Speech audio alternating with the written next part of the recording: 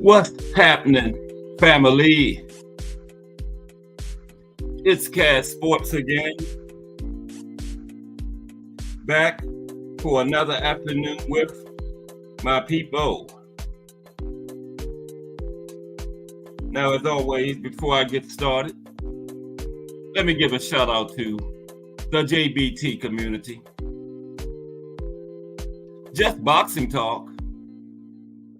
We're just a group of people that love to talk boxing. And we're always looking for others to join us. And you don't have to have a podcast channel or anything like that. But there is one requirement.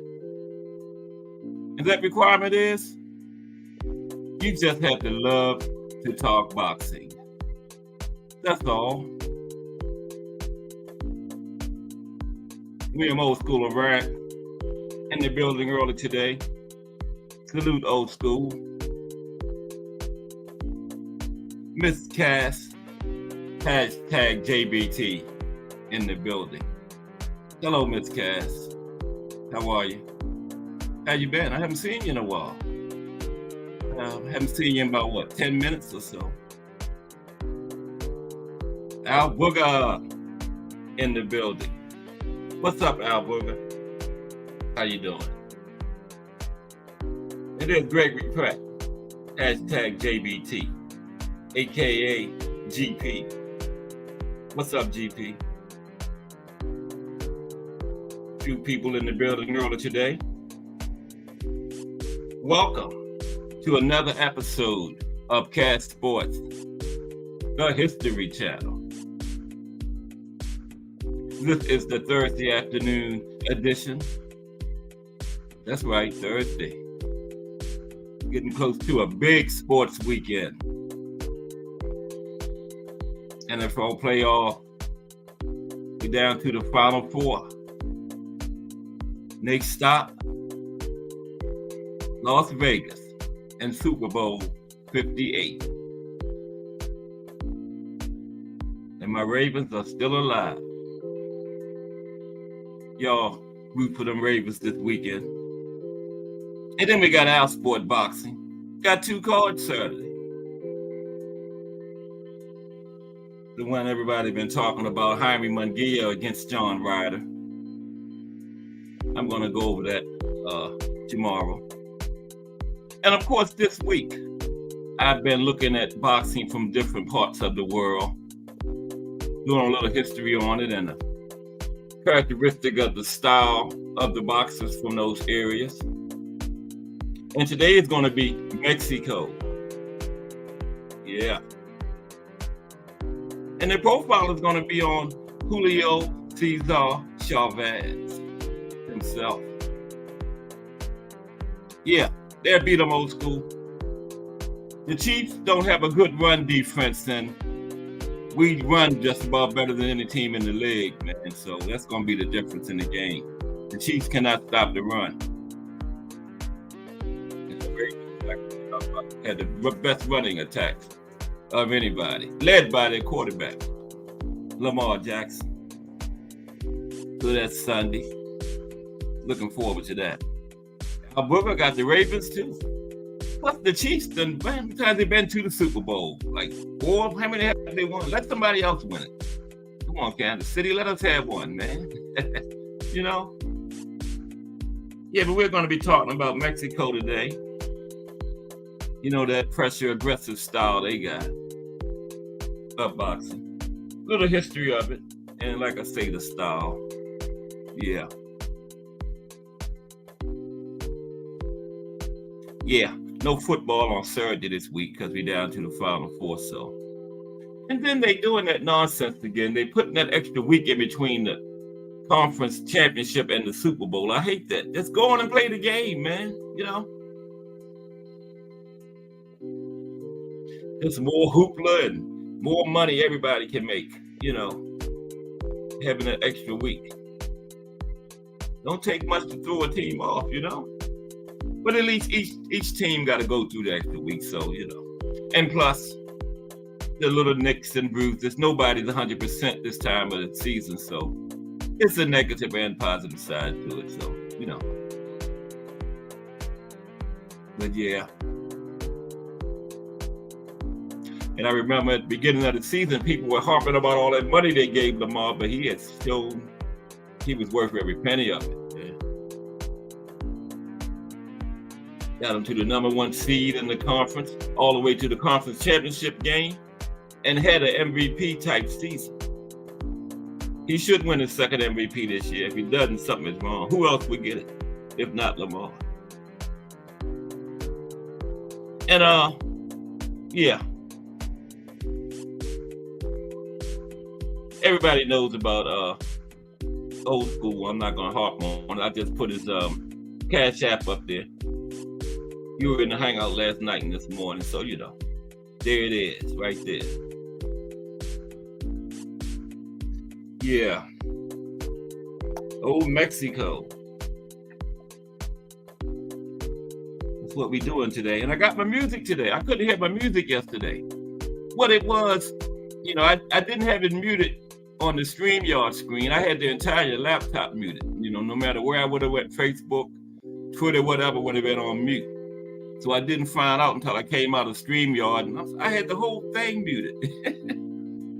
Yeah, I couldn't hear my music at all yesterday. But as long as everybody else could hear it. Yeah. Yeah, Miss Cass, see y'all speaking to her, but she's always in and out. She's probably not even paying attention. I told her people will be speaking to you, and you know, you got to respond back to these folks. What's up, Mike Mason, in the building? Salute, bro. How are you this Thursday afternoon? Heading toward this big sports weekend. Plus, there's a card from Northern Ireland too. Really nobody that I really know about on it, but it's boxing, you know. That's probably a little earlier because, you know, they are like, what are they, like 6-7 hours ahead of us, something like that. So it'll probably be in the afternoon here when they have that card. But yeah, there's 2 cards this weekend. I believe that's on the Zone, the other card, Eddie Hearn, I think. Don't quote me on that, but I think, yeah. It's either Eddie Hearn or Oscar, probably Eddie, yeah. Not old trash Golden Boy putting people in the ring with aneurysms. Golden Boy is trash, man. I hope my boy Ryan gets on away from him.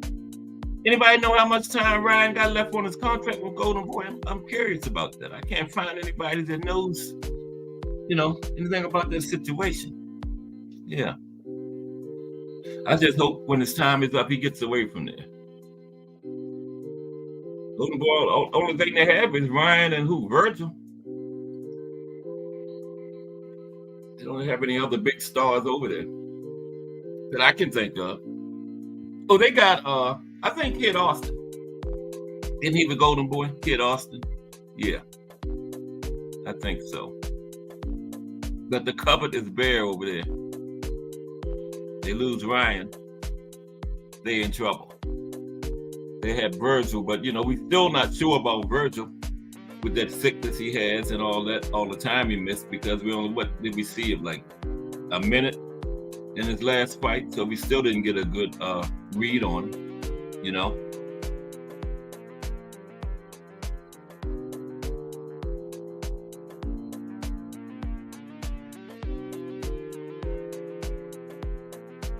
Yeah. Yeah, Old School. Oh yeah, y'all have been having a lot of rain down there. Y'all know you don't work with the weather. You got one of them weather type jobs. Yeah. Yeah.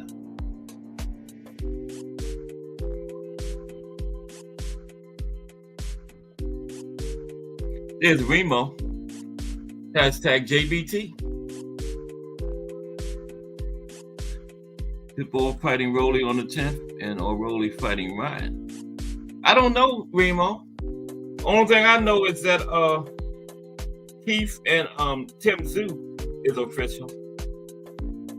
I think it's March 30th. All that other stuff, I'm not sure about it. That's all I know for sure, Remo, is Tim Zoo and Keith. Keith, once upon a time Thurman. That's official. Keith gonna go over there and get his ass whipped. Well, I don't know where it's at. Somebody said Las Vegas. But I don't quote me on that. I'm not sure where Keith and Tim Zoo is fighting at. But I got Zoo in there knocking Keith out. What's the man fought? Like once in 4 years or something? He fought Barrios. When was that? 2022?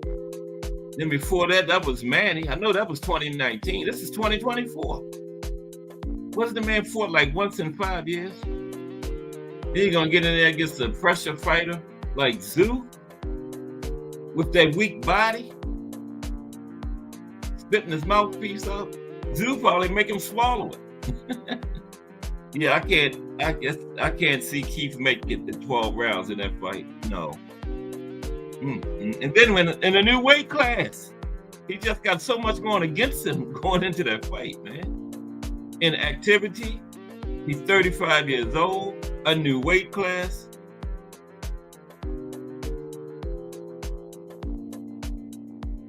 You know, he can't take body punches too good. Keith just got, you know, the odds are just against him. You know. Yeah.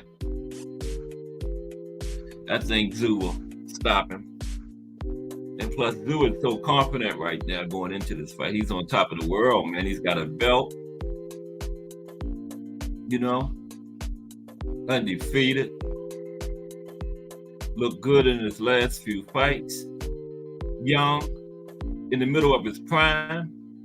I don't even know why they made that fight, to tell you the truth.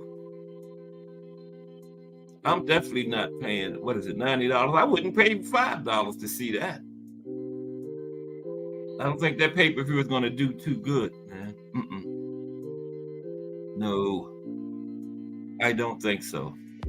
But we'll see. Keith might go over there and shock the world. That's what it would be. Well, I don't know. I keep saying go over there, but I heard the fight was in Vegas, but I'm not sure. Anybody know where Keith and Tim Zoo is happening at? It don't make a difference, really. You get him over there in Australia, he's gonna be in that little closet-type ring. It might even last 2 or 3 rounds. Because you know how Zoo do in Australia. He put you in that little closet like he had Tony Harrison in. People had nowhere to run, nowhere to hide. Tim will just get him out of there even quicker. And that's pay-per-view, huh? Amazon Prime. No, Amazon.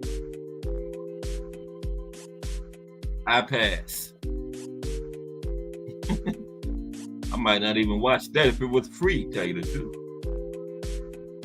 Yeah. I'll usually wait till about 2:30, give a few people time to get in here. Then we're going to look at the history of boxing in Mexico, you know, and we're going to look at the life and career of Tim Zoo. Oh, excuse me, no, not Tim Zoo. I'm thinking about Tim Zoo. Julio Cesar Chavez. Life and career of Julio Cesar Chavez.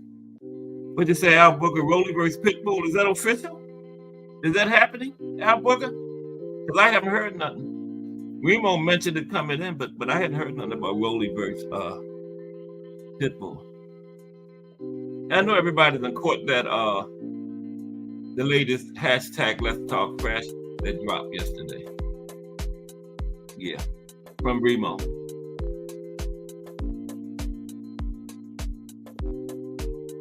Yeah.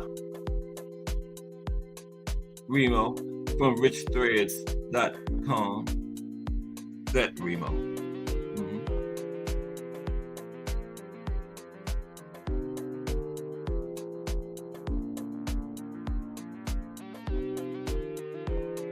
Yeah, that's all I'm seeing too, Remo, is speculation. Like I say, the only thing that I've seen that's official lately has been, the only thing added to the schedule has been Tim Zoo versus Keith. Now, I'm not sure where that's at. I heard it was Vegas. But it don't really make a difference where it is. Keith gets stopped. I think he really just get in the bag, tell you the truth. Somebody that fought one time in 4 or 5 years going to get in the ring with a young, confident fighter like Tim Tszyu that's been fighting, okay? 29 years old. Keith is 30, what is he, 36, 35, something like that. I think Jay Hardcore said 35 this morning. So Keith is 35 in activity. Look what happened to Wilder in his last fight. After 1 round in 2 or 3 years. Went in there and got beat. And Keith is in there against a monster. A power-punching pressure fighter like Tszyu. That's, for real, Keith, that's going to be your first fight back? Tim Tszyu? Wow. Oh, Fundora, who is he fighting, Remo? Fundora fight. I know his sister's fighting Saturday. Gabriella Fundora. She holds the title at 112. I think she's about 5'9". I want to see that weight. 5'9", weighing 112. That's interesting. Just like him. What is he, 6'7"? At 154? Yeah. But yeah, I don't know. Who is he fighting, Remo, you know? He's on the Tim Tszyu, Keith Thurman card? I didn't know that. According to Mike Coppinger, okay. You got to watch Mike Coppinger, man.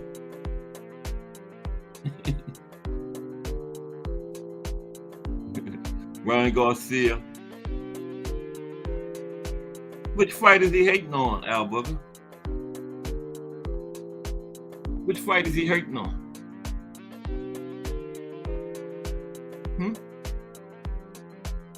Okay, let's get ready to get into the show.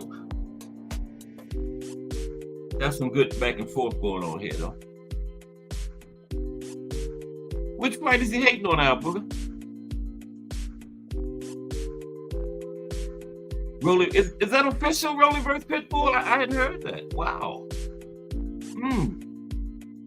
I don't know who wins that fight. It's just going to be 2 guys in there just swinging for the fences. Damn. That might be fan-friendly, though, Rolly versus Pitbull. Yeah. That might be a very fan-friendly fight. Doubt very seriously if it goes the distance. Rolly and Pitbull, wow. Yeah. That'll be fan-friendly for as long as it lasts. Yeah, I'll watch that one. What's up, Just Do Boxing? The Voice is in the building. Coming up at 4 o'clock. Salute to Just Do Boxing.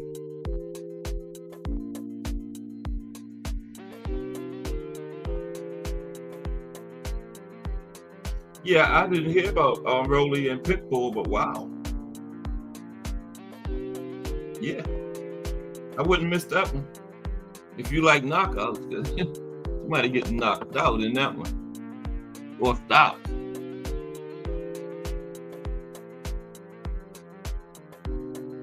Yeah, that's true, Remo. Yeah. Well, you got Rolly out, Booker, over Pitbull? I don't know.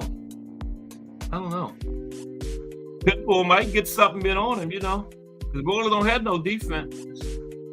And he leaves himself wide open a lot when he throws them home runs. When he's throwing them home run shots, swinging for the fence, you know. Look at against Tank. Threw that right hand back to back, the exact same right hand, chin wide open against Tank. And got knocked out. So Pitbull might get something in on him, Al Booker. I don't know. I don't know about that one. I have to think about that.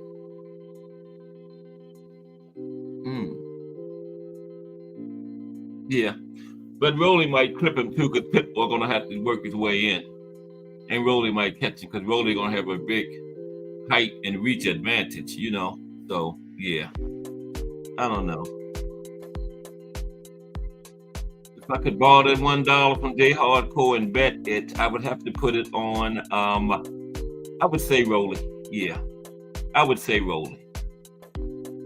Yeah, but I wouldn't be surprised if Pitbull clips him. But I would go with Rolly. But when is it? When is it, Al Booker? When is Pitbull versus Rolly? Is it on that card with Zoo and Keith Thurman? When is Pitbull versus Rolly? That's not a bad fight, so shoot. If that's part of the card, it's shaping up pretty good. Mm-hmm. And that'll be for Rolly's, what does Rolly have, the WBA? Hold up, so Pitbull going to 140? Now where have I been at? I didn't know none of this, wow. How do these people keep going into these weight classes and getting title shots? You know, first shot, first time in the class, like Rolly did it, remember? So now Pitbull is going to 140 getting a title shot.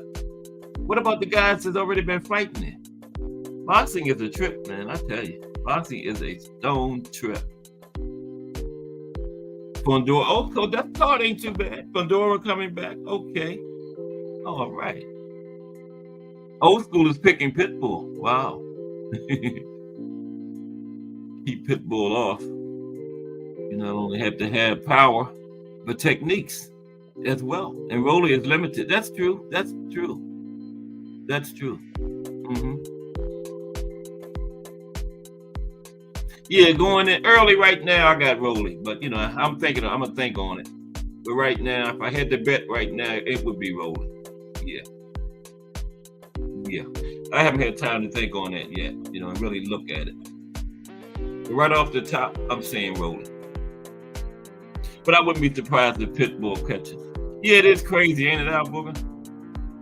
I don't see how these guys just keep going in the weight classes for their first fight, getting a title shot. Come on, man. Then you got all these interims and regulars and all that nonsense. What is that for? A guy just gonna come up from the lower weight class and get a title shot right away.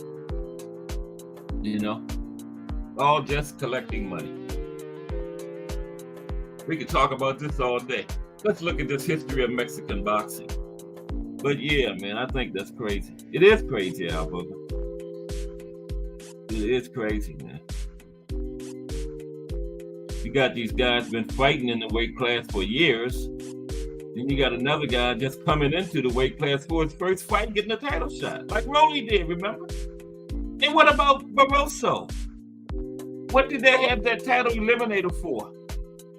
If Pitbull's going to get the chance at the shot, what was the title eliminator for? What was the purpose of it? Remember? Barroso just won a WBA title eliminator. I thought they put him in line for a shot at Rolly. But I knew all along they wasn't going to put Rolly in there with that old man because they know Barroso going to beat him. They know that. They know Rolly can't beat him. BN Boxing News, salute, bro. How you doing? Oh yeah, the lights are looking wonderful early in the show. Woo-wee.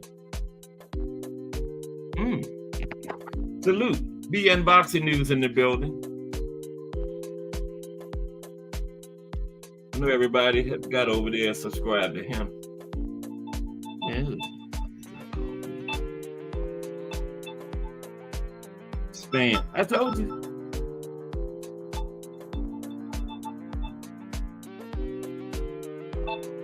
Every day at this time, the same spam calls me. They must have a schedule and just, I'm in the lineup. 2:30 every day, call Cash Sports. But salute to BN Boxing News. We're going to start this history of the boxing in Mexico. And the profile is on the life and career of Julio Cesar Chavez, who got beat by Meldrick Taylor, Al Booger, didn't he? Okay. History of boxing in Mexico. Y'all ready? Let's do it. Likes are looking good. Did all y'all warriors hit the like out there? Thank you. Now most people think that soccer is Mexico's biggest sport, but a lot of people would be surprised to learn that boxing has gained the country the most achievements on the world stage. Boxing. Now, soccer is big down there. And Mexico has given birth to 204 world champions. That's more than any other country, okay? 204 world champions. That's the most worldwide. That has a long and glorious history in Mexico. And it's not one that many people know about. So I'm going to put you down with it today, after I take a drink of this cold water here.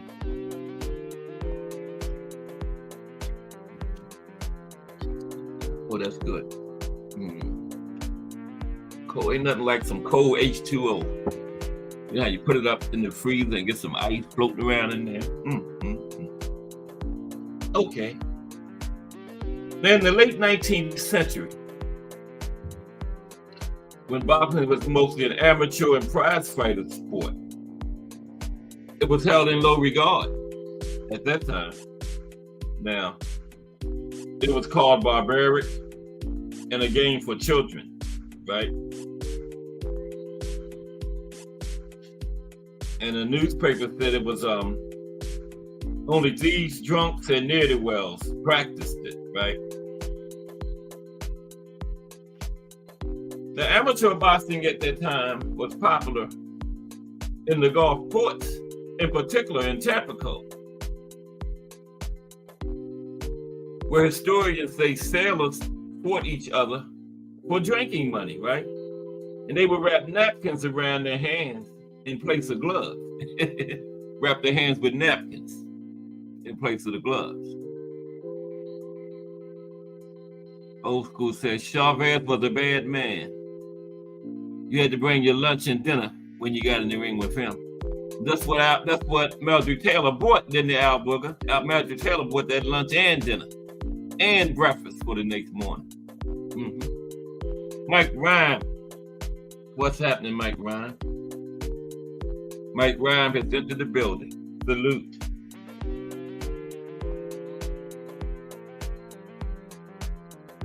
Ain't nothing up, Mike. We just talking about history of boxing in Mexico. Then we're gonna talk about their style. We're gonna talk about Julio Cesar Chavez.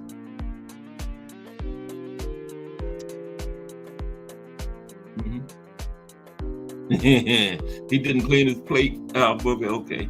No, what's their referee name? Richard Steele cheated him. He cleaned his plate for him. But me and Al Booker can go back and forth on this all day. So I'm gonna move on. But Mildred Taylor still won. Now, by 1921, the first Mexican Boxing Commission was set up, okay? And then they inserted some rules into the world of boxing, making it a bit more respectable in the eyes of society, okay?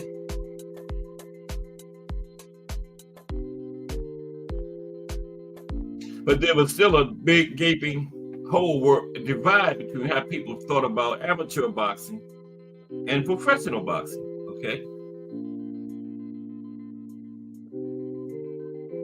Yeah, Richard Steele, Hall of Famer. I mean, that's Tony Weeks. That's who he learned from, Richard Steele. Yeah. Richard Steele taught Tony Weeks how to referee and cheat while you're doing it. Now, the first known professional boxer from Mexico was named Miguel Angel Febos. Now, he spent time in Cuba training at the gym of Chilean fighter known as the father of Chilean boxing. His name was John Budenich. I think I mentioned him when I was talking about the Cubans, remember? History of the Cuban fighter, John Budenich. Remember him? Yeah. Now, Peebles returned to Mexico in 1915 and started to set up professional fights across the country for money. Okay.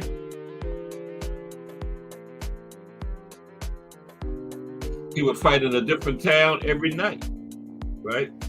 And he was a world champion in 4 different weight classes. John Peebles.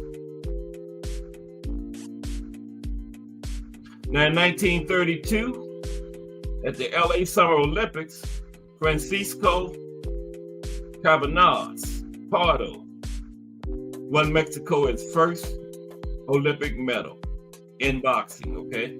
1932. Mexico got its first Olympic medal. And during the 1930s, boxing had its first golden age in Mexico, especially in Mexico City. Now, boxing made its way to the United States via waves of immigrants who left Mexico following the Mexican Revolution, okay? In the 1960s, representatives from across the boxing world, Latin America, Europe, Asia, and the United States, came together to form the World Boxing Council. Okay, this was in 1963, I believe. And the WBC was boxing's first global ruling body. Okay.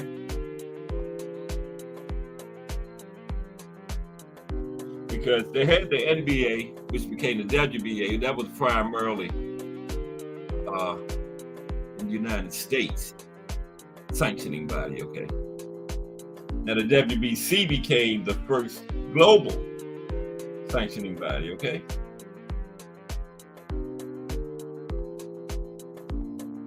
And that's headquartered in Mexico, you know, run by old Mauricio himself. You know, and his father, I forgot his father's name, but his father used to run the WBC.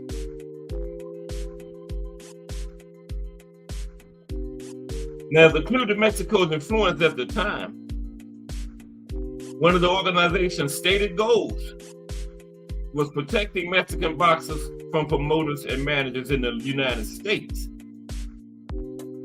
But I want to know who was going to protect them from you, WBC.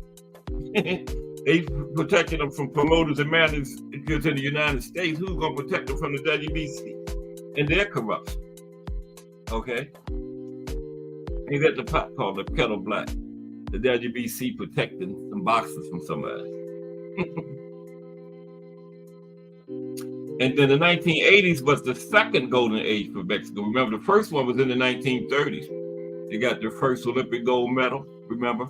They had the guy that won, was champion in 4 different weight classes. 1980s was the second golden age for Mexican boxing, okay? And it had a lot to do with boxing star Julio Cesar Chavez from 1980 to 2005, 25 years. The boxing world was enthralled at Chavez, Mexico's greatest boxer and one of the greatest boxers of all time.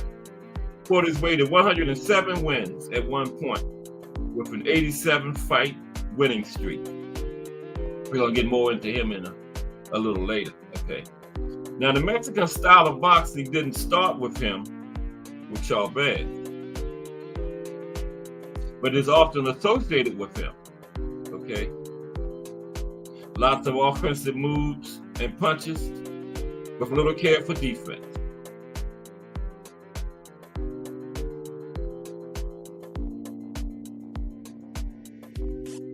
Now, okay. Now, there have been other Mexican great fighters too, hundreds in fact. 14 Mexican boxers have been inducted into the Hall of Fame. Okay, International Boxing Hall of Fame, 14. And there are 12 medal-winning Olympic fighters in the history of the sport in Mexico, okay?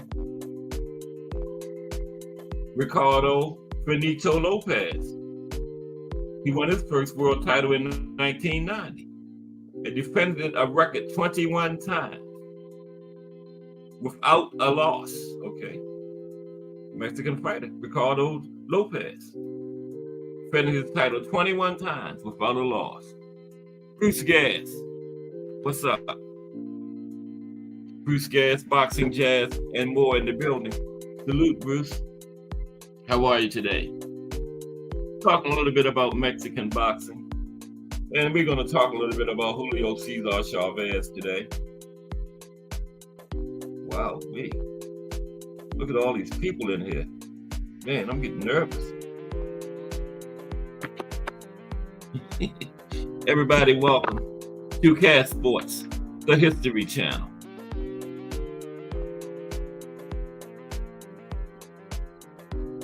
And salute to Bruce Gas, boxing, jazz, and more. Fire channel over there. Okay. If you like the history of boxing, like to hear a lot of stuff from the boxing's past, Bruce Gas is another good channel to go to. Salute, Bruce Gas.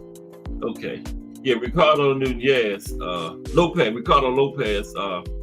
defended his title 21 times without a loss. Okay. He's one of only a handful of boxing champions to retire without a loss. Okay. Another great Mexican fighter, Salvador Sanchez. Okay. He was a WBC and lineal featherweight champion from 1980 to 1982, right? And many believe, had he not died suddenly in a car accident, he would have been the best featherweight boxer of all time. Salvador Sanchez. Career was cut short early. Thank you, old school. I'm glad you got that confidence in me. Old school said, no need to be nervous, Cast Sports. You got this, bro. I'll just keep doing what I do. Okay, thank you, though, old school. Appreciate you. Okay, another great Mexican, Juan Manuel Marquez. He fought the 90s and 2000s. Was a world champion in 4 different weight categories, okay? Mexico, full of the great ones, man. Remember, what did I say, 107?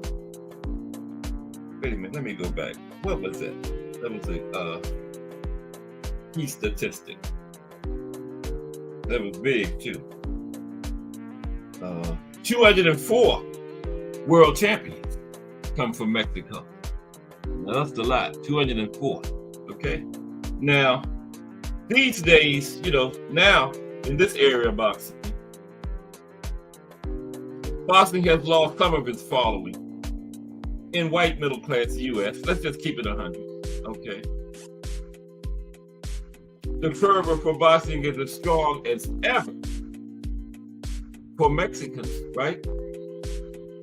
Some of the great Mexicans nowadays, Canelo Alvarez, one of Mexico's current phenoms in the sport, has won multiple world championships, and he was ranked the world's best active boxer pound for pound by BoxRec and 4th by the Transnational Boxing Rankings Board, TBRB, and ESPN, right? In 2018, for a World Boxing News top 10 boxers of the year were Latinos. The boxing world is shifting demographics, and Latinos are turning in, meaning some of the highest grossing fights in history are happening today. Excuse me, I read that wrong. The boxing world is shifting demographics, and Latinos are tuning in. Okay. And some of the highest grossing fights in history are happening today, right?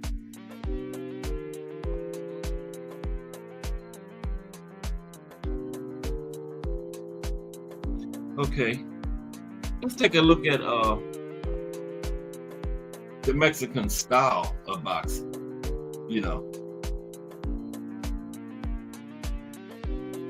Bear with me for one moment, please. I don't know why this phone went off. I had the screen time out on never. That means never time, never. Oh my goodness. I see what happened. Yeah, that one died, but I got this one. Okay, we're gonna look at the Mexican boxing styles of boxing, the Mexican style now. Okay. Hello, Miss Cass. You not listening? People were speaking to you and stuff. I'm telling you, you got to follow along. Okay, cool. Oh, Miss Cass said hi, everybody. She wasn't ignoring. She just wasn't in the chat. She done got out. She always in and out, out and in. You know. Would you say out? Remo pause. Okay. Yeah, she getting ready for work. Okay, here we go. Let's get back to it now. Now, the Mexican style is often compared to a fierce and aggressive brawl, right? It's a beautiful combinations, close range combat, and toe-to-toe battles. Now, the Mexican boxing style isn't just about punches and knockouts. It's a reflection of a rich boxing history intertwined with the spirit of a resilient nation. Sure is.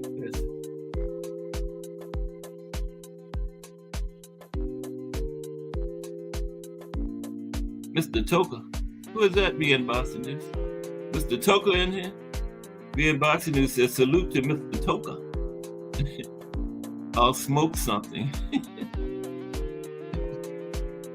Is that somebody's name? Or Mr. Toka? Oh, you talking about toking on that thing? Taking a toke. Okay. Now, the Mexican style earned its name from Mexico's legacy of boxing, excellence, renowned boxers, and their unique blend of power and toughness. Let's dive into the heart of Mexican style boxing. Its origins, training methods, legendary boxers, and the enduring legacy that defines it. Okay, the history behind Mexican style boxing. Ooh, almost 3 o'clock already. Yeah, I'm gonna drop the link today since I didn't drop it yesterday, so we can chop it up a little bit. Okay. Now, Mexican style boxing has deep historical roots. Okay. It's a manifestation of the nation's boxing legacy, blending raw power with technical brilliance. Now, since the 1920s, boxing became a medium for Mexico to showcase its strength. Fighters often from humble backgrounds symbolized resilience. This era marked the genesis of Mexican style, characterized by close-range combat, relentless body shots, and unyielding pressure. That's Mexican style boxing. Close-range combat, relentless body shots, and unyielding pressure, right? Now, initially, it was primal, but the style evolved. You know, fighters like Salvador Sanchez, Julio Cesar Chavez added finesse in the 1970s, okay? Now, modern Mexican fighters like Canelo Alvarez, Emmanuel Navarrete, Bam Rodriguez, Oscar Valdez, they carry on the tradition today. Now, Canelo's fluid combinations, Navarrete's relentless pressure embody Mexican boxing.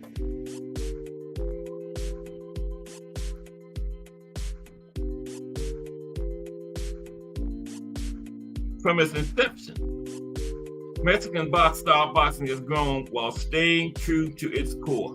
It's a story of adaptation, blending power and finesse through each punch. Fighters honor their heritage. Come on now. Now, the key principles of Mexican style boxing. This is where I want to be. Now, at the very heart of the Mexican boxing style reside a set of fundamental principles, okay? A set of fundamental principles. These principles are the essence and contribute to its formidable reputation. They are the cornerstones upon which Mexican boxers build their approach, creating a style that is captivating as it is effective. Now let's delve into these essential elements that shape Mexican boxing. Okay? Close range warfare. Close range warfare. Okay? At the core of Mexican style boxing is an unwavering affinity for close range combat. Mexican fighters embrace the intensity of toe-to-toe battles, where the air crackles with electric energy. They willingly step into the fray, engaging in exchanges that blur the line between offense and defense.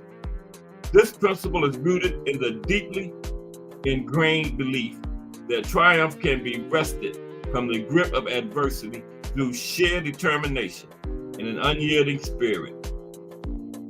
The Mexican fighter's willingness to stand and trade blows is not just a tactical choice, but a testament to their unbreakable resolve. Okay? Now, the next principle is masterful combination. Masterful combination.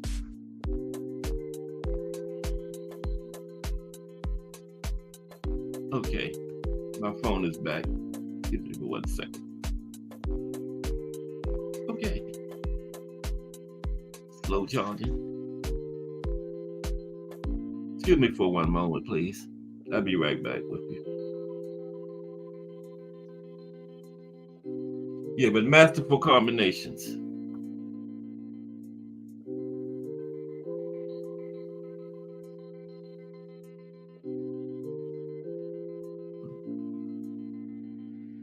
Come on, this thing is slow. There we go. I'm she ready to get mad. Okay. There we go. Likes looking good. The likes just stopped all of a sudden. I haven't hit the like myself. Wow. See, now this thing takes likes away because I know for a fact that I hit this like when I was making the thing. When all of a sudden it says I didn't hit it. YouTube is a trip, man. It'll take likes from you. I know I hit it. Okay, so I hit it again. Masterful combination. Now, within the Mexican boxing style, combinations are the jewels that adorn the crown of technique, okay? Mexican boxers are masters of intricate dance that involve seamlessly transitioning between a diverse array of punches, okay? Now, the symphony of hidden body shots, expertly woven together, becomes a form of artistic expression. Now, these combinations are more than just a means of punishing opponents, okay? They are a display of impeccable timing, fluidity, and strategic finesse. By setting up traps, exploiting openings, and maintaining an unrelenting tempo, Mexican boxers can alter any fight. Cutting the distance. Another principle of Mexican boxing, cutting the distance. Now, Mexican boxers are akin to tacticians on a battlefield, orchestrating their moves with calculated precision. The art of cutting the distance is one of their most potent strategies. Now, this skill allows them to effectively close the gap between themselves and their opponents, minimizing the risk of incoming strikes. By efficiently navigating the range, Mexican boxers create opportunities to land powerful shots while minimizing their own vulnerability. This calculated approach exemplifies their ability to dictate the terms of engagement, displaying a mastery of both offense and defense.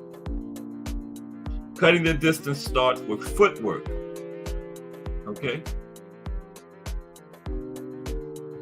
Now, ring generalship.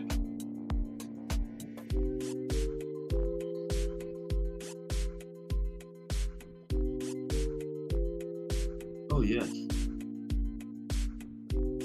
Thank you. Ring generalship. Like a skillful battlefield commander, Mexican boxers exhibit extraordinary ring awareness, and control, right?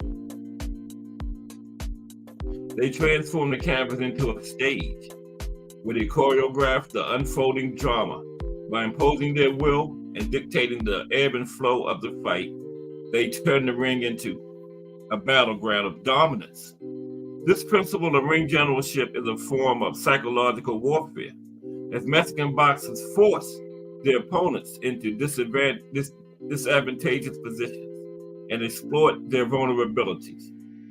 Every step, every pivot, and every punch becomes a calculated move to gain supremacy. Now, these principles are more than technique.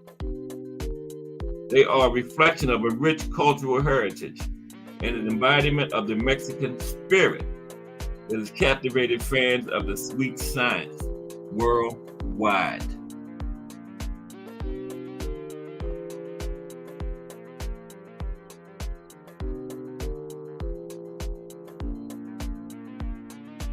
Okay. Now, here's some of the most notable Mexican style boxers. Now, the history of Mexican boxing is woven with threads of brilliance, woven by the gloves of iconic fighters who embody the Mexican style with unparalleled skill and tenacity. These boxers have personified the very essence of the Mexican spirit within the ring. Okay. Julio Cesar Chavez. I'm going to talk about him more in a minute. Okay. Now, he's a living legend. Chavez epitomizes the Mexican style. Okay. With his lethal combinations and unwavering pressure, he transformed boxing into a symphony of controlled chaos. His ability to withstand punishment and rally with unrelenting ferocity solidified his status as a true Mexican warrior. Yeah, and that's how he ended that Taylor fight. Okay. Exploded into a symphony of controlled chaos. Okay. Salvador Sanchez. Lonnie Lee, hashtag JBT, is in the building. Salute, Lonnie Lee. You've been working later and later every day, Lonnie. Good afternoon. How are you today, sir? Just got off. Everything good? Talking about Mexican style boxing today. We're going to talk about Julio Cesar Chavez in a moment. But salute to Lonnie Lee, everybody in the building. Everybody smash the like button on the way in or on the way out. One or the other. Okay. Now, Salvador, now I'm just talking about a brief summary of some Mexican boxers and how they relate to the Mexican style. Salvador Sanchez. A tragic yet brilliant figure, Sanchez's technical prowess and relentless aggression showcase the multifaceted nature of the Mexican style. His ability to seamlessly blend offensive brilliance with defensive finesse set him apart as one of the sport's most captivating enemies. Juan Manuel Marquez. Okay? Marquez's ring intelligence and strategic acumen made him a true master of the Mexican style.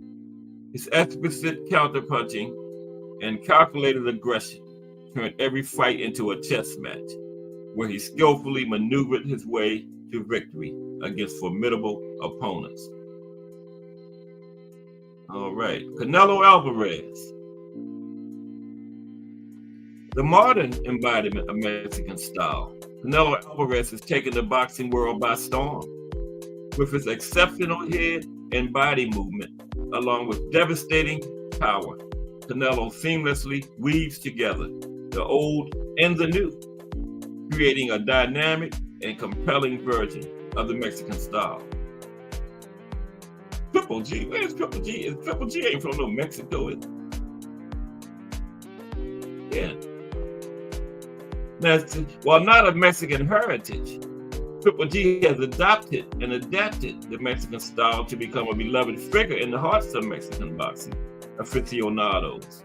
His relentless pressure, granite chin, and devastating hooks pay homage to the storied tradition of Mexican boxing, earning him a rightful place among its notable practitioners. Okay.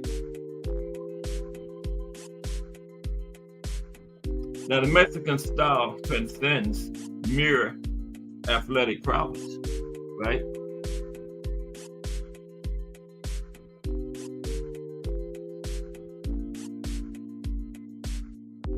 It encapsulates a cultural phenomenon that resonates far beyond the confines of the boxing ring. Its enduring legacy has transcended borders and instilled a sense of pride within generations of Mexican boxers, inspiring them to embrace their heritage and exhibit unwavering courage.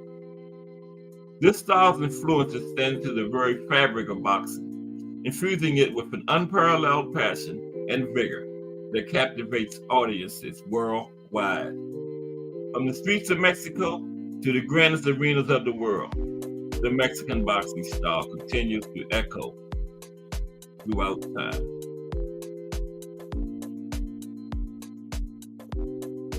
Okay.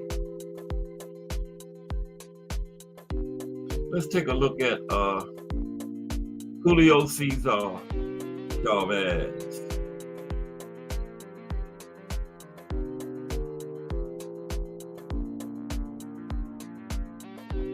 How was everybody doing this Thursday afternoon anyway? As we approach this big sports weekend, we got the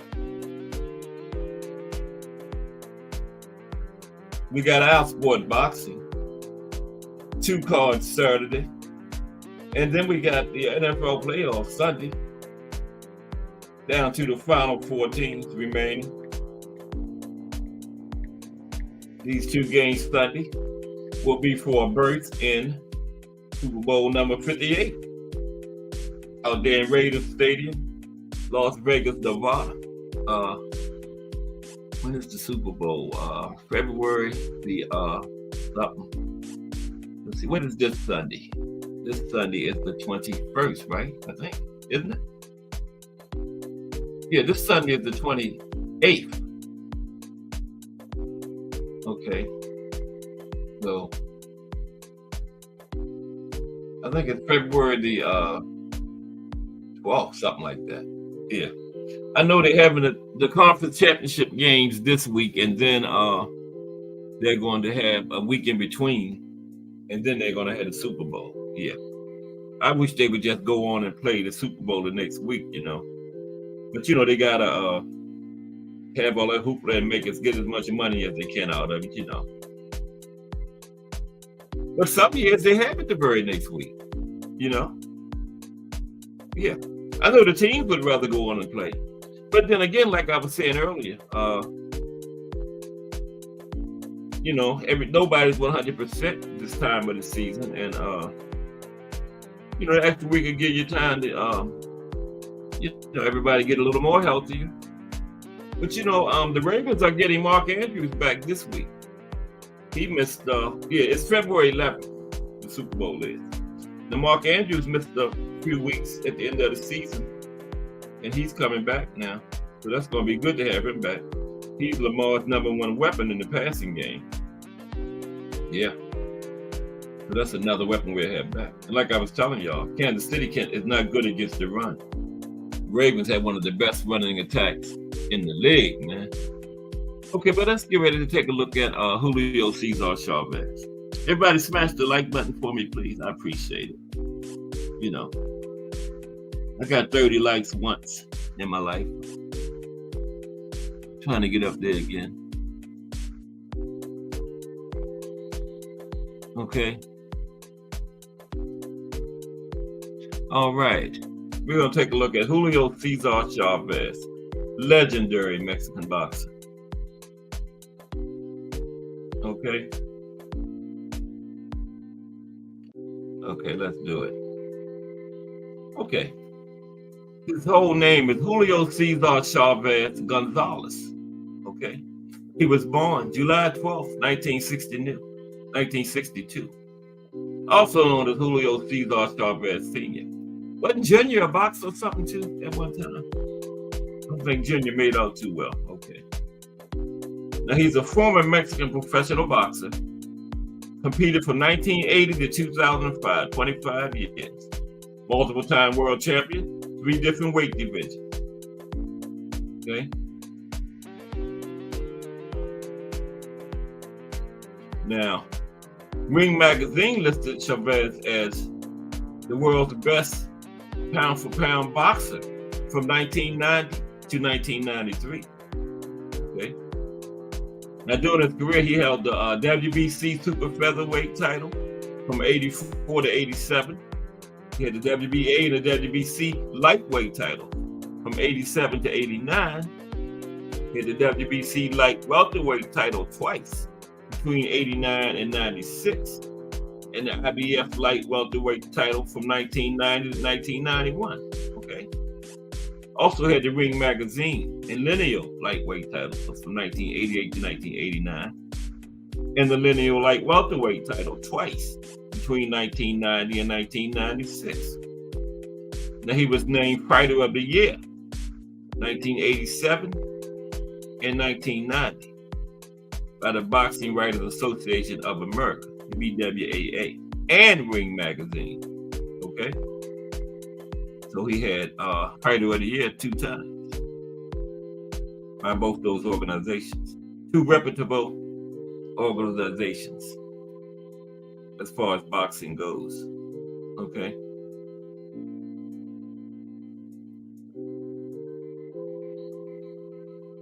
Now,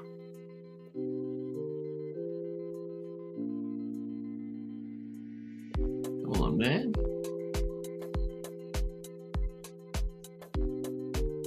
Yeah, I didn't start right. Okay. Now he holds the title for most successful title defenses, which is 27. He's tied with Omar Narvaez. Okay. He holds the most title fight victories, 31. And he's been in the most title fights, 37. Okay. He has the most second in title defenses won by knockout, 21. Behind Joe Louis. Joe Louis had 23. Okay. So that's not bad company. Chavez had 21. Most title defenses won by knockout. Okay.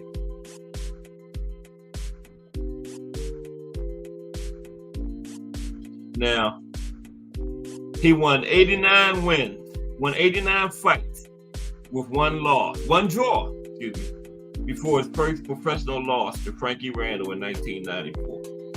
89-0, okay? But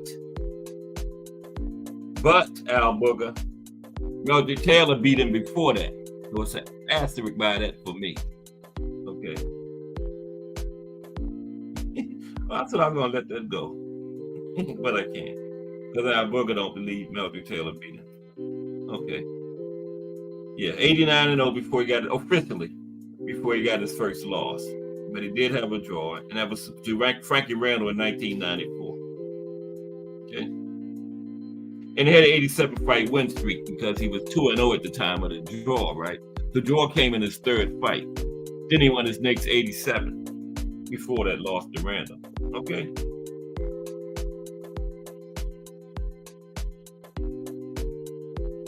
Now, his 1993 win over Greg Hugan at the Estadio Azteca set the record for the largest attendance for an outdoor boxing match. Get this. This is what the attendance was for that. 136,274 people. Wow.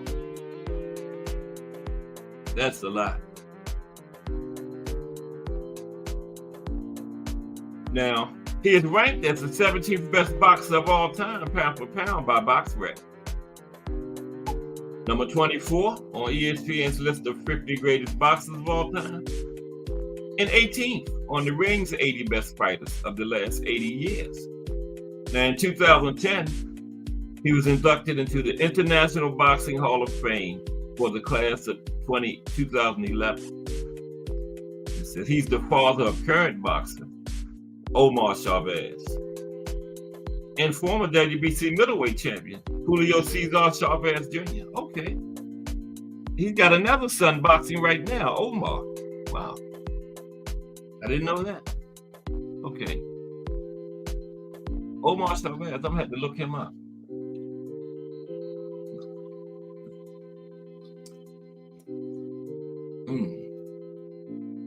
Water almost gone. Okay. Back to Julio Cesar Chavez. Let's take a look at Julio's early life. Okay. Well, like I said, born on July 12, 1962 in Ciudad Obregón, Sonora, Mexico. His father was Rodolfo Chavez, and his father worked for the railroad.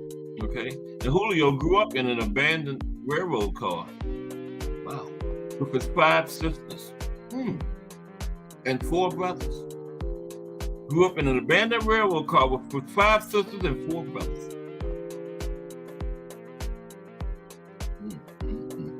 Now he came from a poor family. I guess so. He lived in a railroad car with his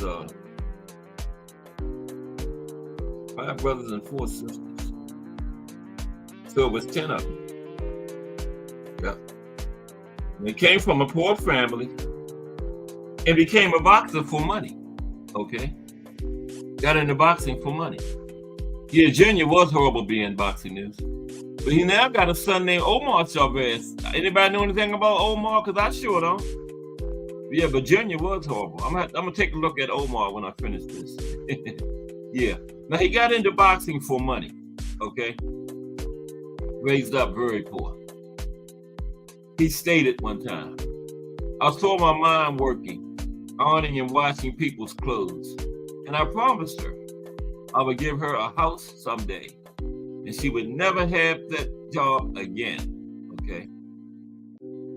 Now he began boxing as an amateur at the age of 16, and he moved to Tijuana to pursue a professional career. Okay. Now he get into his professional career. He made his professional debut at 17 years old. Okay. Now in his 12th fight, which was March 4th, 1980, I didn't know he was way back there, 1980. And he went all the way to 2005, 25 years. Just for some reason, I just didn't make the connection that he was way back. He was way back there with Sugar Ray and with the 4 Kings. But he was young then. But his 12th fight was on March 4th, 1980. Okay. He faced Miguel Ruiz in Culiacan, Sinaloa. Now, at the end of the first round, Chavez landed a blow that knocked Ruiz out. Okay. Now, it was delivered as the bell sounded. And he got disqualified for it, right? And Ruiz was declared the winner. The next day, however, his manager, Ramon Felix, consulted with the Mexican Boxing Commission, and after further review, the result was overturned and Chavez was declared the winner. Okay? But he erased that disqualification and gave him the fight. You know, he got him at the bell sounded, so that's still part of the round, right? Yeah. As the bell sounded. Yeah. Okay. Now, he won his first championship, was the vacant WBC super featherweight title on September 13th, 1984. Man, I did not make the connection that he was fighting way back then. I thought he was more like 90s, 2000s. Yeah, but 80. He won his first title in 84. He knocked out another Mexican, Mario Azabache Martinez. Y'all know how I'm named. I should have just said Mario Martinez. Because I butchered that Azabache. Okay, and this fight was at the Grand Olympic Auditorium in Los Angeles. Okay, that was he got his first title in Los Angeles. Now Martinez had been the betting favorite to beat him, and that was partly due to Martinez had beat former champion Rolando Navarrete in a non-title fight, but Chavez got the upset. On April 19, 1985, he defended his title. His first title defense was against #1 ranked contender Ruben Castillo. Remember him? Knocked Ruben out in the sixth round. July 7th, 1985, he defeated former and future champion Roger Mayweather via a second round knockout. Okay. On August 3rd, 1986, he won a 12-round majority decision over former WBA and future IBF super featherweight champion Rocky Lockridge in Monte Carlo, right? In his next fight, he defeated #1 ranked challenger Francisco Thomas da Cruz by a third-round knockout. And his first title is the WBC super featherweight title. He defended it a total of 9 times. Then he went to lightweight, okay? Moved up to lightweight in 1987, okay? First fight at lightweight, he faced Edwin Rosario. Now, prior to the fight, there were concerns about how Chavez would handle the move up in weight, right? He commented, "Everything I've accomplished as champion and the 9 title defenses at super featherweight would be thrown away with a loss to Rosario." Now, they almost exchanged blows during a press conference after Rosario threatened to send Chavez back to Mexico in a coffin. Okay? And Chavez would ultimately give a career-defining performance as he defeated Rosario by an 11th round TKO to win the title. HBO punch stats show Rosario landed 263 of 731 punches thrown in the fight, 36%. Chavez landed 450 of 743, 61%. That's not bad. After the fight, Sports Illustrated ran the headline, "Time to Hell Caesar." Okay, so this was at lightweight. Then he moves up to light welterweight, okay?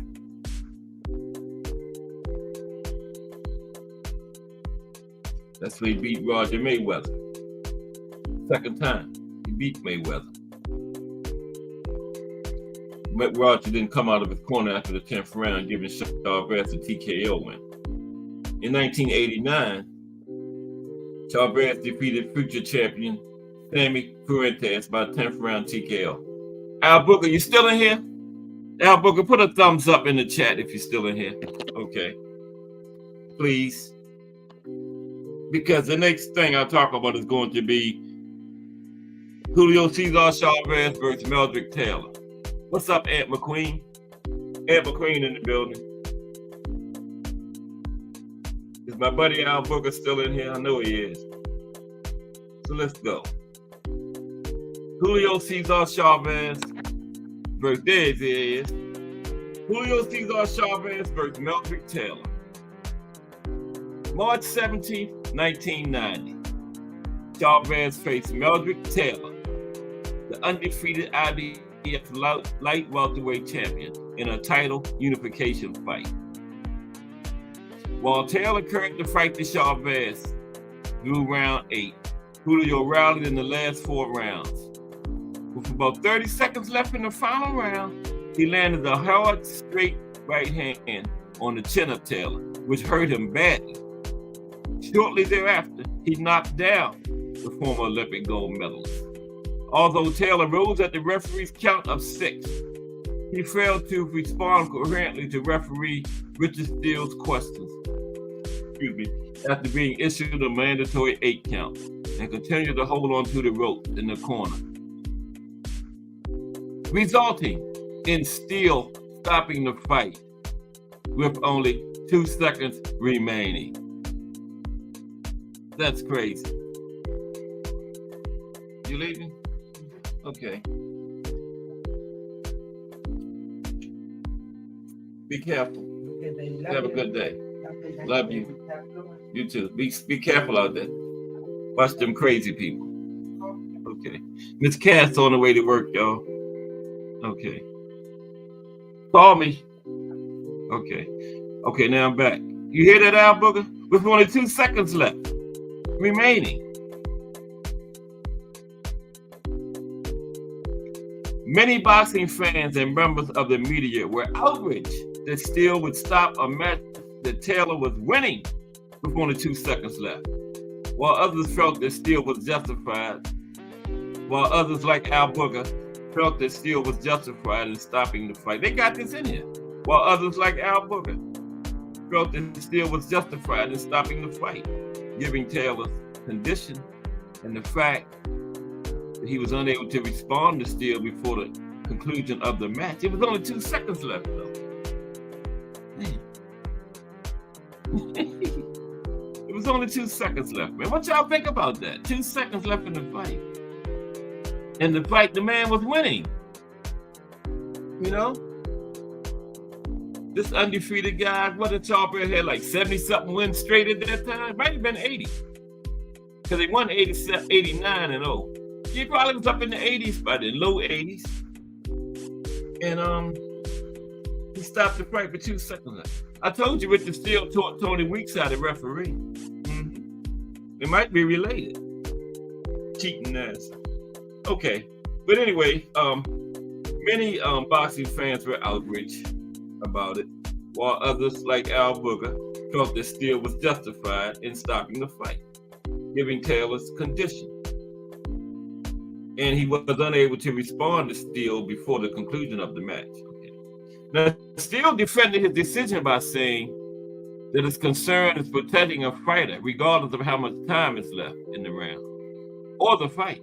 As Steele put it, I stopped it because Meldrick had took a lot of good shots, a lot of hard shots, and it was time for it to stop. Well, you should have what? Time for it to stop. Okay. 2 seconds left. This is Richard Steele still talking. Meldrick took a lot of shots, a lot of good shots, a lot of hard shots, and it was time for the fight to stop. You know, I'm not the timekeeper, and I don't care about the time. When I see a man that has had enough, I'm stopping the fight. Okay, Tony Weeks. Richard Steele. Okay, Al Booger says, protect yourself at all times. At all times is in all caps. Not protect yourself for 11 rounds and 2 minutes, 30 seconds. Okay. No, 11 rounds, 2 minutes and 58 seconds. Okay. Now, the Ring named the fight of the year for 1990 and later the fight of the decade for the 1990s. While many hoped for an immediate rematch, Taylor opted to move up in weight in his next fight, and the fighters did not meet again until 1994, when Chavez dominated and knocked out a faded Taylor in 8 rounds. He was never the same after that fight, you know. Should have had the rematch right there. But Taylor did move up. That was his fault, you know. After that fight, Taylor moved up in weight. He went to welterweight. That was 140. I think he went on to 147. So, you know, Chavez would have rematched him because Chavez was that kind of fighter. He wanted to smoke. And back at that time, that's what they did. Fight like that. Oh, you think he stopped it? It wasn't justifiable. Well, I'll fight you again. That's how the fighters moved back in them days. You know, Taylor, anybody complained that Chavez didn't win it legitimately? He wanted to smoke fight again, not like now. You know, he called a fighter a pussy, and he don't even say nothing. You'd call them guys back then pussy? Shit, that been your next fight, man. Might not have made it to the ring. Okay. But, yeah. That was me and Al Booger's favorite fight then. Chavez versus Taylor won. Okay. Then he fought Hector Camacho. Well, not right after that, but his next biggest fight was against Hector Camacho. December 12th, 1992. Chavez faced WBO light welterweight champion Hector Macho Camacho. Hector was 41-1 at that time, 18 knockouts. Chavez was still undefeated. I don't know where he was. Did 80-something-0 at that time, and one draw. In a highly anticipated fight. Now, Chavez dominated Camacho en route to a unanimous decision win. Yeah, it was easy. Well, I'm not going to say easy. You know, it ain't never easy. You got two grown men in there throwing hands at each other's head, but it was dominating. Yeah. And it was 117-111, 119-110, 120-107. 120-107 sounds about right. Yeah. For Chavez, okay. After the fight on his arrival in Mexico, because that was Mexican against Puerto Rican, right? And when he got back to Mexico, the president of the country sent a special car reserved for the Pope to take him from the airport to the president's house. Wow. That's how big that fight was between Chavez and Camacho. Now, you know, when the Mexican-Puerto Rico rivalry first started, this is said to be when it first really got big, was Salvador Sanchez versus Wilfredo Gomez. Yeah, that was like the official start of the Mexican-Puerto Rican rivalry, which was won by Salvador Sanchez, the Mexican. Okay, yeah. Then we just going through some more fights. Okay, now we come to the draw with Colonel Whitaker in his first career loss. What you think about that one, Al Booger? Was that really a draw, or did Sweet Pea really beat him? Huh?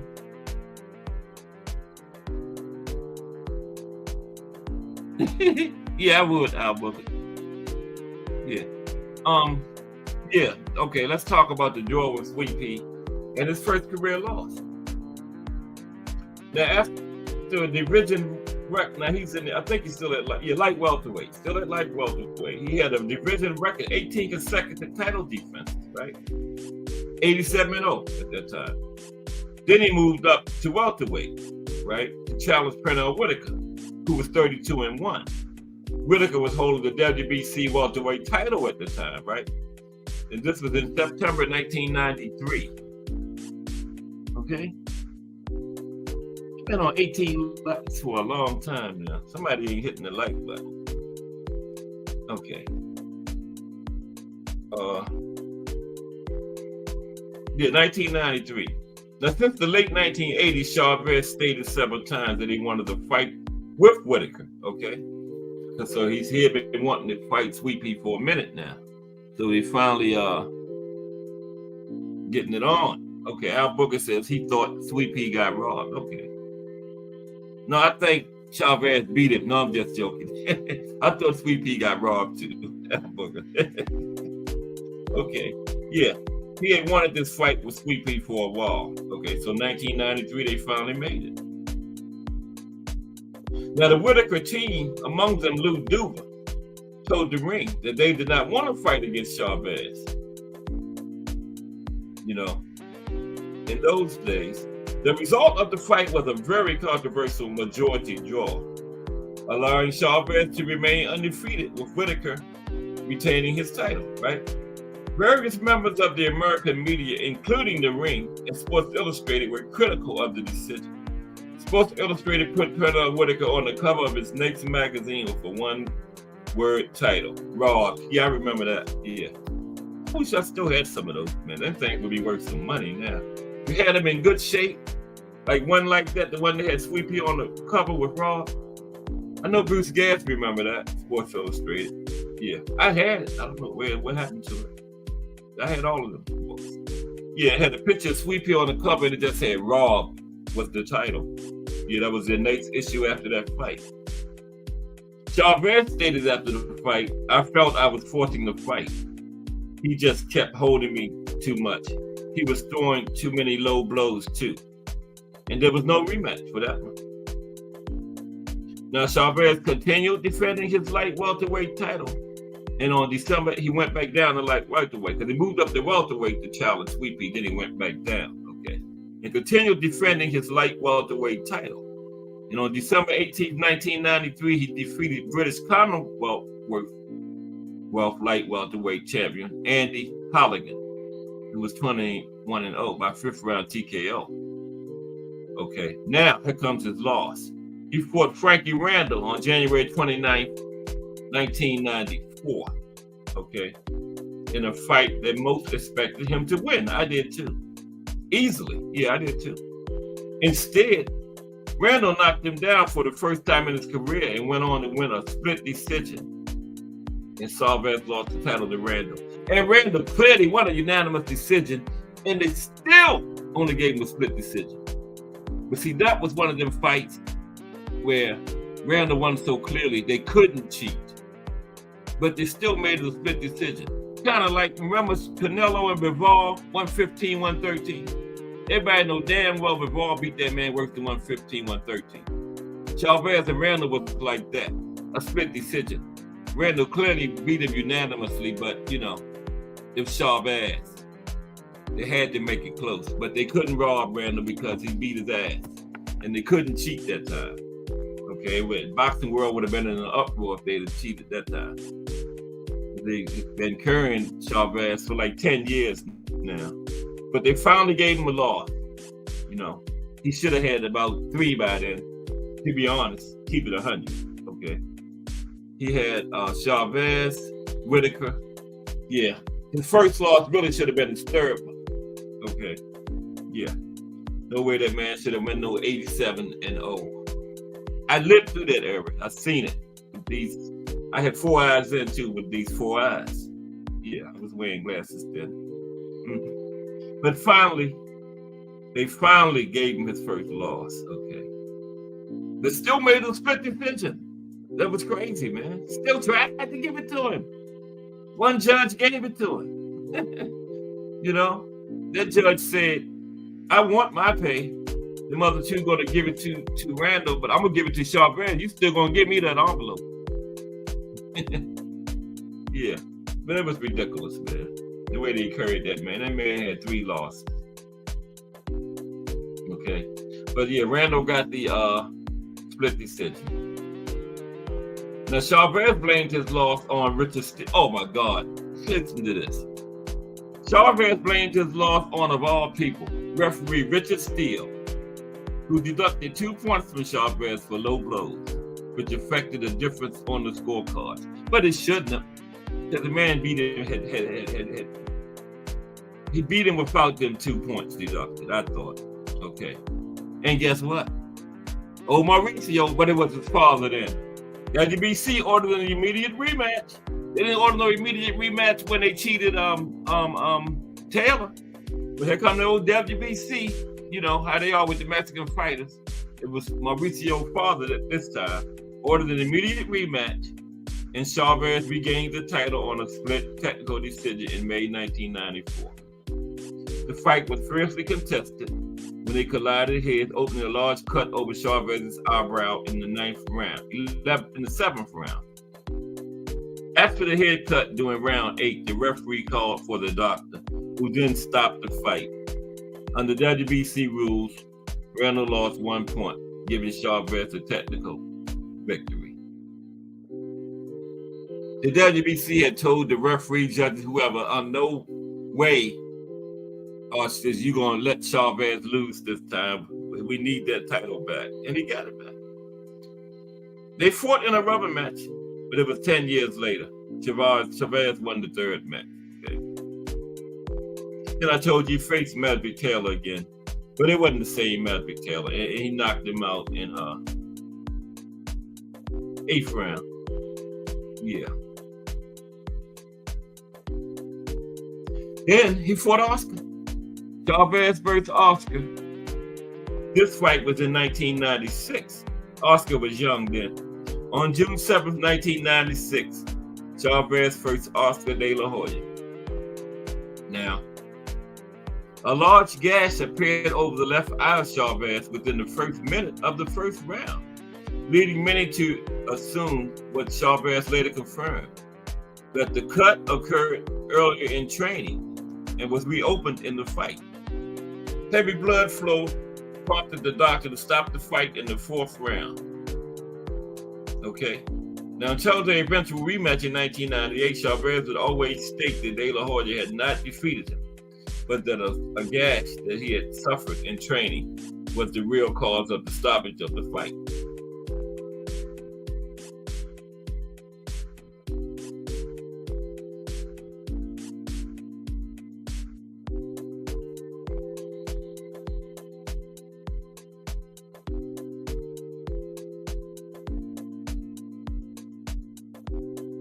Okay, and then him and Oscar had a rematch. I think it was 97, somewhere around in there. Don't say, but I think it was 97. It was in the late 90s, right? As I remember. Okay, now Oscar won that one by 8th round TKO. Okay. Chavez stated years later, I have nothing against him, even though he beat me twice. Yeah, Oscar beat him both times. The first one was a stop because of the gash. The TKO in the second one. Okay. And Chavez says, I had no resentment towards Oscar. Oscar was younger than me during our fight, and I was on my way out of boxing. If Oscar didn't fight me, he would not have been anything in boxing. Damn. And you say you don't have nothing against him, talking like that. He spoke about a sparring session with Oscar 6 years before their first fight and stated, I sparred with Oscar and dropped him in the 2nd round with a right hand. Oscar was a kid that day after training. He stayed and we went out to dinner. I gave him $300, $400 from my pocket to help him out. Mm-hmm. Wow. Okay. He retired in 2005. 25 years in the ring for Julio. He done fought a couple exhibition fights since he's retired. Now, during the late part of his career, Chavez struggled with drug addiction and alcohol abuse. He stated that he started drinking the night after his fight against Edwin Rosario. He later developed a cocaine habit. Chavez got into rehab several times until he recovered.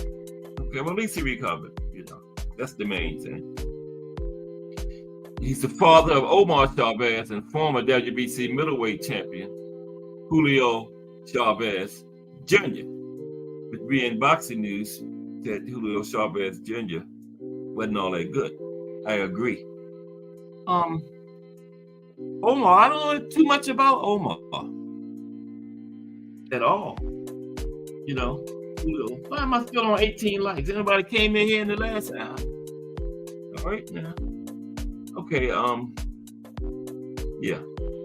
2 sons, Julio Jr. and Omar. Since Omar still fights. Now, Julio Cesar Chavez has worked as an analyst for ESPN and TVS Tech and spends his time between Mexico and the United States, where he owns businesses and properties. He also has a daughter, Nicole, who is a participant on the Telemundo television reality show, La Casa de los Famosos. Okay.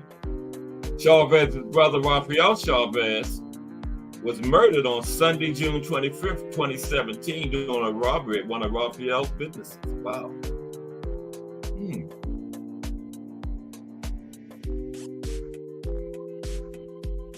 Okay. Little quick highlights of his career. He won 6 world titles in 3 different divisions. Okay. Retired in his 25th year as a professional boxer with a record of 107 wins, 6 losses, and 2 draws, with 86 knockouts, and is considered one of the greatest fighters of all time. He holds records for most successful consecutive defenses of world titles, 27, most title fights, 37, most title fight victories, 31, and he is after Joe Louis for most title defenses won by knockout. Joe Louis has 23, Julio has 21. Okay? Okay. His record was 89-0-1 going into his first loss to Frankie Randall. And he had an 87-fight win streak until his draw with Whitaker. And that's a lie. It was really 87-2 going into his fight with Randall because he lost to Meldrick Taylor and Pernell Whitaker. You know, you want to keep it 100. Okay. He was ranked number 50 on Ring Magazine's list of 100 greatest punchers of all time. As an in-fighter or swarmer, Julio Cesar Chavez was renowned, especially for his devastating left hook. He had a bad left hook. Yeah. And his extremely strong chin. Good chin, too, yeah. Former heavyweight champion Mike Tyson stated that Chavez was one of the greatest fighters of his generation and top 5 of all time from his point of view. Yeah, one of the greatest of his generations, but I wouldn't say top 5 of all time, no. No. But that's Mike Tyson's point of view. Trainer Angelo Dundee said that Chavez had one of the strongest chins in boxing history. I'll go along with that now. In 2002, the Ring ranked Chavez as the 18th greatest fighter of the last 80 years. Okay. There you have it. Legendary Mexican boxing champion, Julio Cesar Chavez. All right. So, well, okay. Now, how's everybody this fine Thursday afternoon going into the weekend? What we got?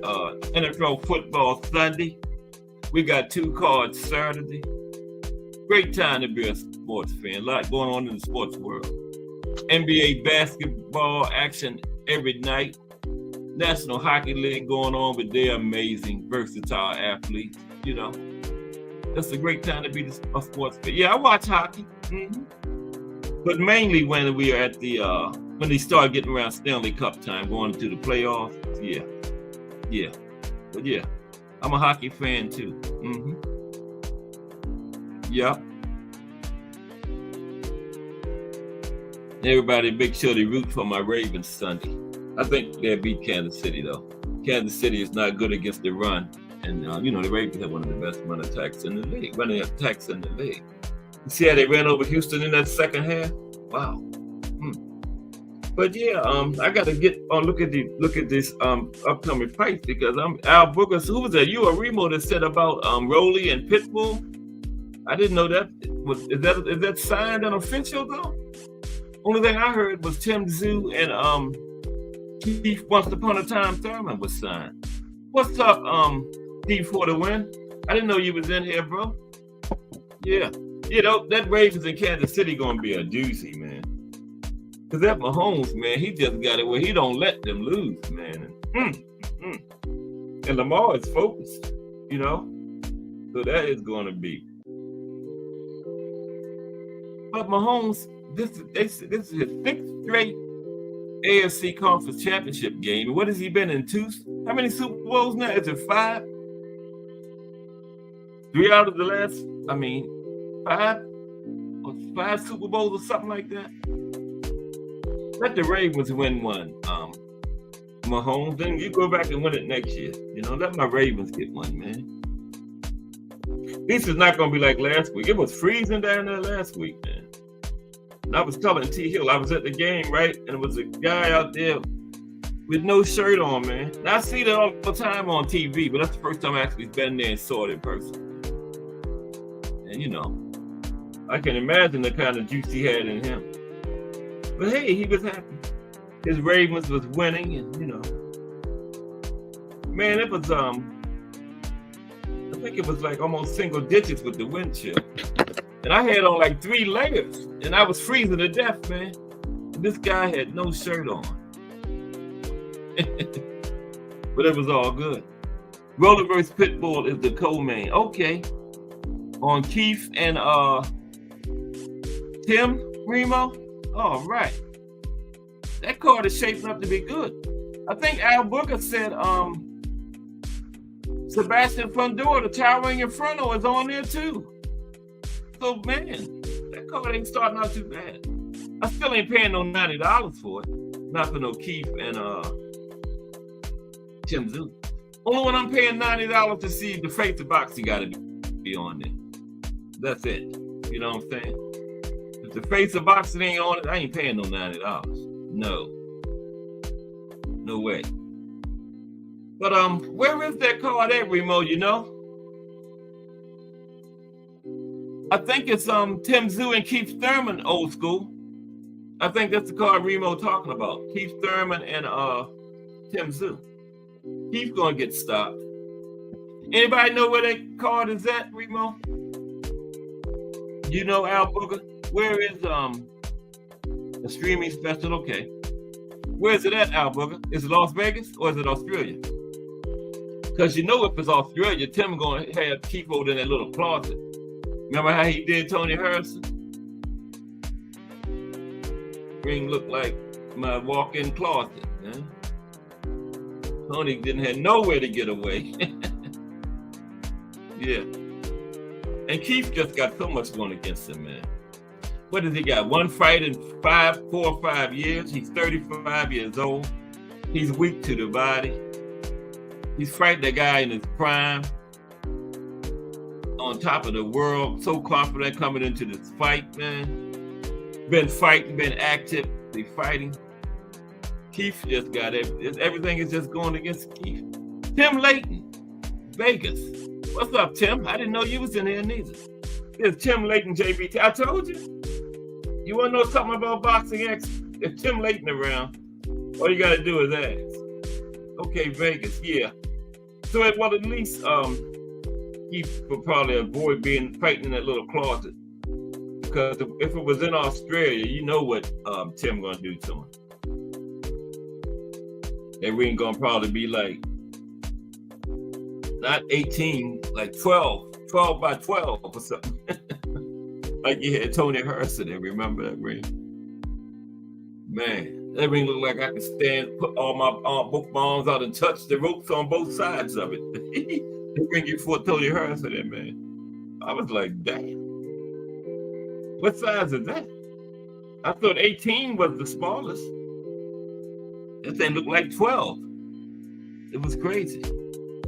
He knocked old Tony out too. Okay, it is Vegas, Al Booger. Thank you. Yeah. Thank you, Tim Layton and Al Booger, for that information.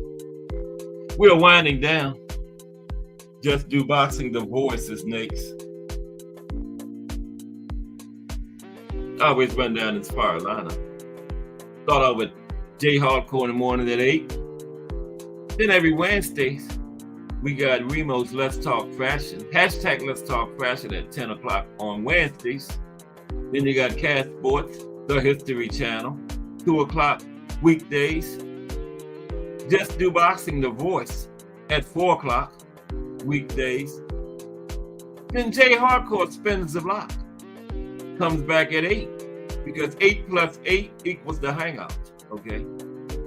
Then at 9 p.m., the one and only Rise Podcast closes it down for the JBT. Then it's on to the next. And we're looking for some more shows to add in there, man. You know? Yeah. We got slots in there. Old School got a channel. He's gonna work on his show. And one of these days, he's gonna go in that lineup. Me and Boxing News got a fire channel over there, always dropping fire content. The Boxing Menu podcast was talking about some thought in the show. So yeah, be on the lookout for some fire new shows being added to this hashtag JBT lineup. Just boxing talk. And then we got Ed McQueen, Casual's Corner, returning eventually. You know, that was must-see TV. You know, you haven't watched the fight until you saw a Casual's Corner breakdown on it and then watch it. You'll be seeing stuff that you never thought was going on in that ring, man. You know? You think a guy just standing there clinching, but no. He's trying to get position. He's trying to figure out the best way to come out of that clinch, you know? And when they're just standing there, pawing, jabbing, and all that stuff, it's a method to the madness, man. Casual's Corner. Aunt McQueen's Casual's Corner put you down with all that stuff, man. Yeah. And that's coming back soon. My, how time flies when you're having fun. There's Ernest Johnson. Salute, Ernest Johnson. How you doing today, bro? You missed the show. We had the talked about the Mexican boxing style history. Julio Cesar Chavez today. Didn't have time to drop the link again. But tomorrow's Friday. Tomorrow it's going to be a history of boxing in Puerto Rico. Okay. And what's the guy? Oh, the profile will be on Miguel Cotto. Okay. We're going to talk about the history of boxing in Puerto Rico. Look at the Puerto Rican style. You know, they don't have a unique style like the Mexicans or the East Germans, I don't think. But we're going to look at it. And then we're going to take a look at the life and career of Miguel Cotto. Okay, that's tomorrow on Cash Sports, the History Channel. Okay, Ernest says he wasn't on for the whole thing. He was watching some of the press conference of the fights this weekend. Okay, I want to see that weigh-in tomorrow of the Tower Inferno's sister. Because isn't she 5'9"? I want to see her. She got to get down to 112. You know, like he's 6'7". What is he at, 154? So she's 5'9". And she got to be down to 112 tomorrow for the press conference. So I want to see that. Yeah. She holds a belt down there too. She's on the Jaime Munguia and John Ryder, right? It's also a card from Northern Ireland tomorrow. That'll probably be early in the afternoon, you know, from over there. Yeah. So yeah, we got boxing. We got a few Friday night fights on the schedule early this year too. Yeah. All right. Ernest Johnson, salute. Appreciate you, bro. Tim Layton, hashtag JBT. Always in the building. D for the win. Appreciate D for the win. Attentive Aunt McQueen in the building. Lonnie Lee, hashtag JBT. Bruce Gas, Boxing, Jazz, and more. BN Boxing News in the building.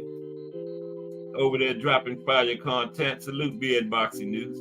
Just Dubasi, the voice. Coming up in a couple minutes. Remo, hashtag JBT.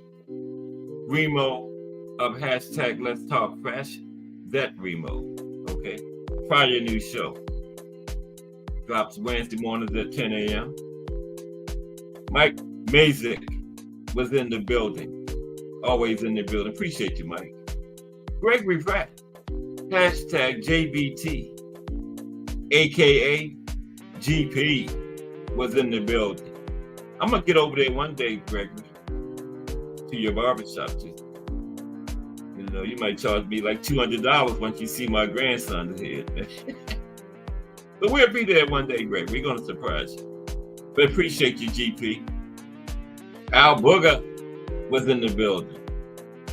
Yeah, Melody Taylor won that fight. Miss Cass, hashtag JBT, was in the building. She's now going to work. And Old School, William Old School Durant was in the building. Yeah, that's his Cash App up there.